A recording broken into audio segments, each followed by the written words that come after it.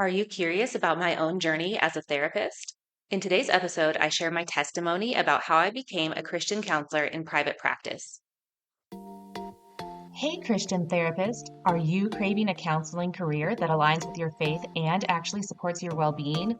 Welcome to the Prosperous Christian Therapist Podcast. I'm Kimberly Van Hooser, Christian therapist, private practice owner, and business coach for mental health professionals like you.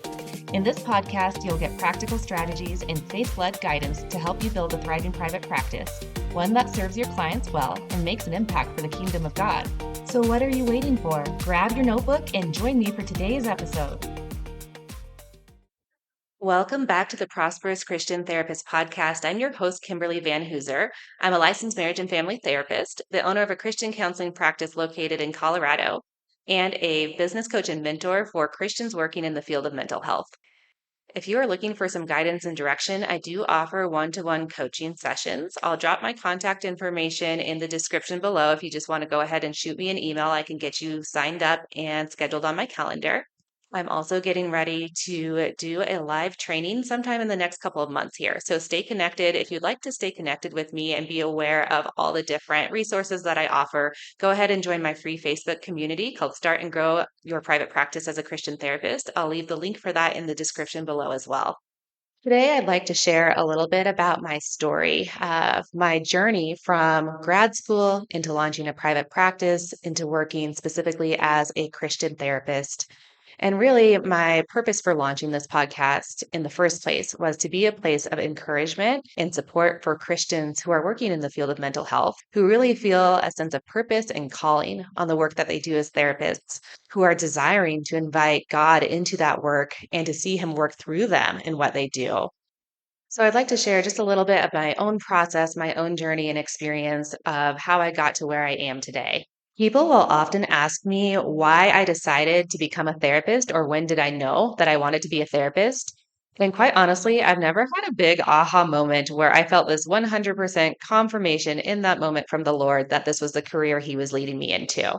I've had a lot of uncertainty. I've had a lot of feelings of not knowing, like I know what I'm doing or wondering if I'm doing the right thing. But it's cool because now when I look back, I see God's hand and direction all over it. But I didn't actually feel that a lot of times in the moment. I was just doing my best to take the next best step forward with the opportunities that were presented to me. So if that's you, that is totally normal. That's okay. If you're kind of contemplating, is this really the field I should be working in? That is normal to question that. And I just encourage you continue to bring it before the Lord and be prayerful and trust that He will direct your steps. So when I was growing up, I never really had a deep or strong desire for a career. My parents both met in college and got married very young at ages 20 and 21. They are still married to this day, praise the Lord. They just celebrated their 46th wedding anniversary. And my mom was a stay-at-home mom. So when I was growing up, my idea was that I would just go to college, find a husband, get married, and start raising a family. So I decided to major in psychology because I found it interesting, but it was with no real plan to actually pursue a career in that field. Then when I graduated from college, had not met my husband, I realized like, oh, I might actually need to get a job and start working so I can provide for myself. So I ended up going to graduate school. I did take some classes in undergrad in therapy that I thought were very interesting so I could see myself being a therapist. And I made the choice to go straight from undergrad into graduate school when I was 22 years old. I didn't really have a vision for what kind of therapy I wanted to be doing or what population I wanted to work with, or even a desire or plan to go into private practice. As a believer, my faith was something that was very important to me and still is to this day. So I did pick a university that I thought was Christian because I wanted to be able to be trained as a therapist from a Christian perspective and have that ability to be taught how to integrate my faith into the process of therapy. However, when I started my program, I recognized pretty quickly that it felt pretty much like a secular program. There was some discussion of faith and integration, but it was more from a whatever your faith beliefs are, this is how you can work with it, how you can keep it separate from harming your clients. It felt like a very secular program. So I just want to encourage those of you out there who are feeling this call into offering Christian counseling or really feeling this tug to learn how to integrate your own personal walk with the Lord into the work that you do. but you're not at a Christian program or Christian university, that is okay. You still have hope to get to that place where you're comfortable offering Christian counseling. You don't specifically need a degree from a Christian university in order to be able to do that. So, my graduate program was just short of 2 years long. And like many graduate programs, they didn't really give us much education or training in the business side of things of how to start a private practice or how to operate your own business. I think we had a short course on it that wasn't even the full length of the semester. It was like half of our semester we did substance abuse training, and then the other half was a few weeks on how to have a private practice. And I wasn't fully sure or certain that I wanted to start my own business. It felt like something really scary, but I do remember being told that you're not going to make any money in therapy unless you have a private practice. And as someone who was still single at the time, I was like, hey, well, if this is the only way that I can actually provide a living for myself, then maybe I would like to do private practice. Now I feel like I'm a very passionate business owner and an entrepreneur, but I definitely did not identify as one back in my grad school days. And I also wasn't in therapy school for the sole purpose of earning money. I just enjoyed people and wanted to help people and saw it as a need for like, hey, I need a career. I might as well go into something that I find interesting, but I wasn't super money oriented. I never had an idea that I needed to have a lot of wealth or finances, but then private practice being offered as this is probably the best solution if you are a sole income earner to go into private practice because therapy jobs in general do not pay very well. Rather than really having a passion for private practice, I knew that I wanted to learn how to be a Christian therapist for those who were looking for that. And I don't think I'd come to a decision at that point if I was going to market myself solely as a Christian practitioner, but I just knew that was something that was very hard for me to know how to separate my faith from the work that I did as a therapist. So upon graduation, I actually got connected with a Christian therapist who had her own private practice. In California, when you're at the associate level, you're not allowed to have your own practice. So, in order to go into private practice before I was licensed, I had to be working under someone else's license and under their own practice umbrella. So, the connection that I made was a Christian therapist who was looking to hire an associate who could see clients at a reduced fee, and she would provide the supervision and the office space. So this is where I started to learn what it looked like to be a Christian and also a therapist, and what it looked like to have my personal faith kind of shape the work that I do with clients. My supervisor encouraged me to pray for my clients at the end of each session, which is something that I still do today and really see that as a powerful tool. Obviously, I get permission from my clients before I incorporate prayer into therapy, and I would encourage you all to do that too if that's something that you offer.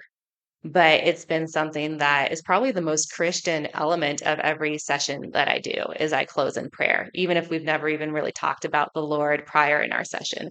But that's something that I started doing when I was interning at this private practice. And then the other thing that I learned was just how to be prayerful for my clients and my caseload and the work that I do as a therapist in general outside of session. And I think I also learned just to be more encouraged to listen to God's voice in the work that I do and in his leading in sessions, trusting him to direct the sessions.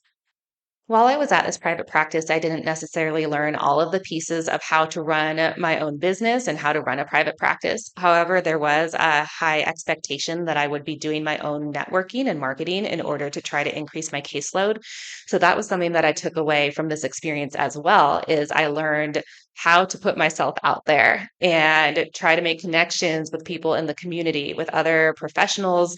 I did a lot of networking with churches and pastors. So that was something that I took from this experience that really helped me in developing my private practice in the future. So I was at this private practice for about 2.5 to 3 years up until the time I got licensed. I was also during that time working other positions for the most part because I had a relatively small caseload. I think at the most I had 10 to 12 clients, but usually it was a little bit smaller than that. So that obviously was not enough to cover my bills, especially considering that.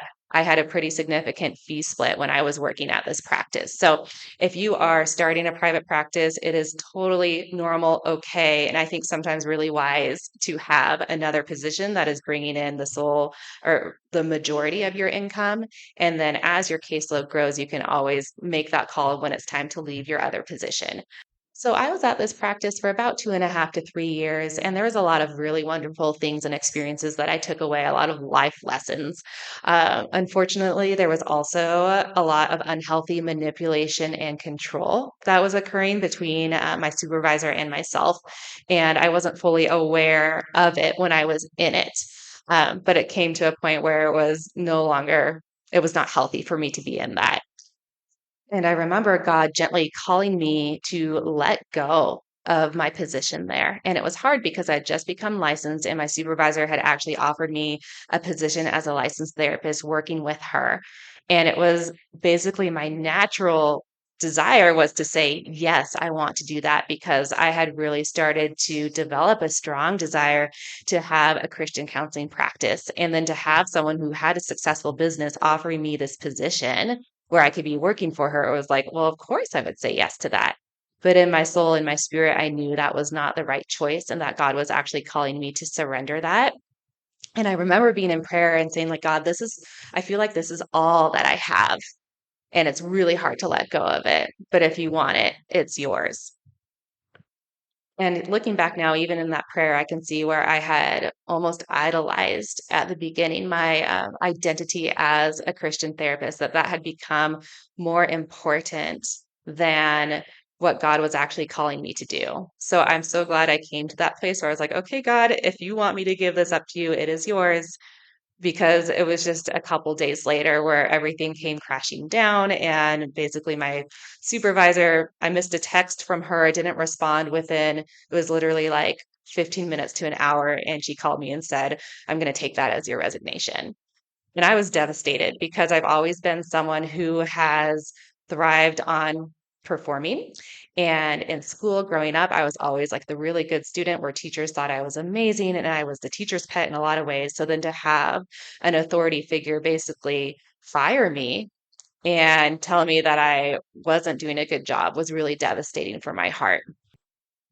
So I was kind of at loss of what to do next. I didn't have another position at that time. I had just let go of the full-time job I had because I wanted to sew into the private practice position more full-time. But it just so happens that the very next day, I had already scheduled a networking meeting with a therapist that I knew from my church who was in private practice. And instead of canceling the meeting, I ended up going and meeting her for coffee. And I remember sharing with her and just being honest, like, hey, like initially when I scheduled this meeting with you, it's because I was working in private practice and I'm no longer at that position. And honestly, in my heart, like I was ready to let go of private practice and just find some more stable career. However, she was like, oh, well, if you would like to continue a private practice, you're welcome to use my office space. And I won't even charge you any rent for it until you start seeing clients. You can pay me a percentage of whatever income you bring in from your clients. And I just see this as such strong evidence and knew in that moment too that God was giving me that permission to stay in private practice and saying, like, this is a good desire that you have, and I'm going to make a way for it. Because honestly, like I was hurting so much from what had just happened with my previous experience that I didn't even know if I wanted to start my own private practice and didn't really know what to do. I also didn't have a lot of finances, so I wouldn't have gone and sought out paying for my own office space.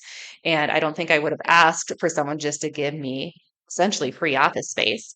So to have that meeting set up the very next day, I don't even know why I didn't cancel it, but just to show up and have that very open doorway, an obvious doorway of here's your opportunity. If you want to have private practice, I've got the space for it. So I believe that was about November of 2015. And I took the next few steps to make sure I had informed consent and all the things ready for clients. And I don't even remember how I got my first client, but they came in the doors in December.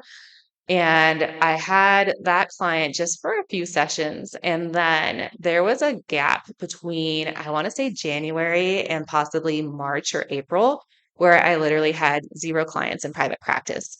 Fortunately, because God knew I needed finances, I had been able to find another job at my university counseling center where I had done my graduate school work. It was not a great position, but it was something that got me by.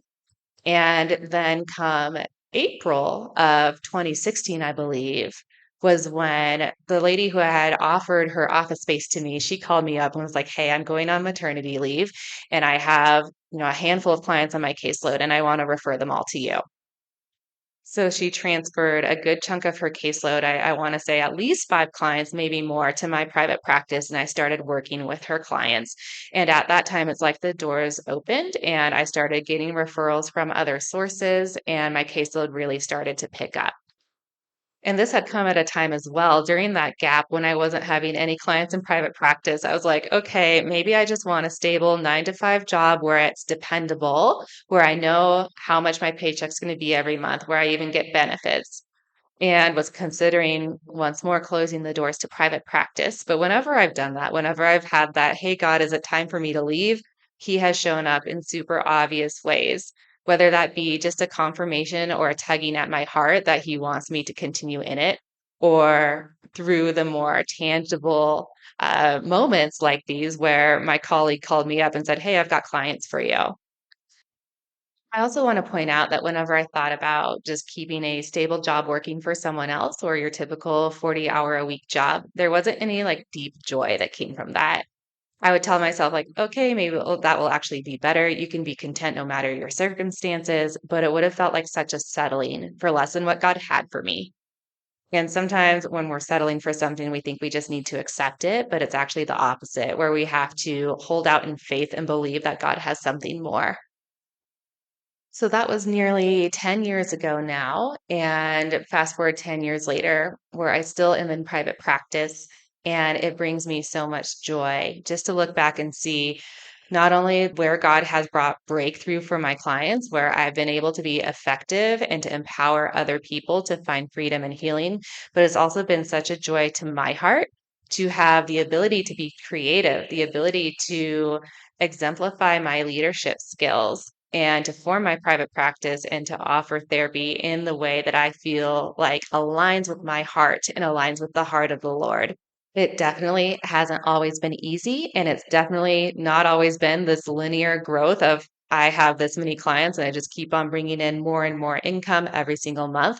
There have been highs and there have been lows, but overall, there has been an increase. And so I think that's something for all of you to be encouraged with and to keep in mind too, that there's going to be fluctuations in your practice, and having the lower dips does not mean that it's time to throw in the towel or that your business is failing. I am so thankful that God has kept me in private practice. And it's not always been by my own. Like, if I was just left alone to make the choice, I'd probably be like, okay, I'm done. That felt like it's too hard. But whenever I've gotten to that point, God has shown up and made it very clear and obvious that if I want it, if there's any desire, if there's any willingness, that He wants that for me too. And He's going to give me exactly what I need to stay in it. So I could continue on. There's still a lot of my testimony that I haven't been able to fully share or delve into. And even in this is just such a brief overview. So I'm sure I'll have more podcast episodes in the future where I can share a little bit more of my journey. But I'm hoping that this resonated with some of you, that it was an encouragement to some of you. For those of you, if you have any sort of spark or joy or tug or desire to be in private practice, take time to give that some room to process with the Lord and invite Him into that process. Even if it seems impossible, even if it's really hard to imagine yourself running your own business, there might be a lot that you don't know, or you're afraid of where you're going to get clients, how you're going to be sustainable. That is okay. If God has put it on your heart, He's going to give you exactly what you need to make it happen. I really appreciate you taking the time to listen today. If you are feeling the need or desire to have a little bit more specific guidance or mentorship from me, please don't hesitate to reach out for a coaching session. You can send me an email at kimberly@kimberlyvanhooser.com. I'd love to support you. I look forward to having you here with me next time. If you found value in today's episode, would you leave a written review on Apple Podcasts? It helps other faith led clinicians like you find the show. And don't forget to join my free Facebook community, Start and Grow Your Private Practice as a Christian Therapist, where you'll join other clinicians for encouragement, accountability, and free tips and support. See you there.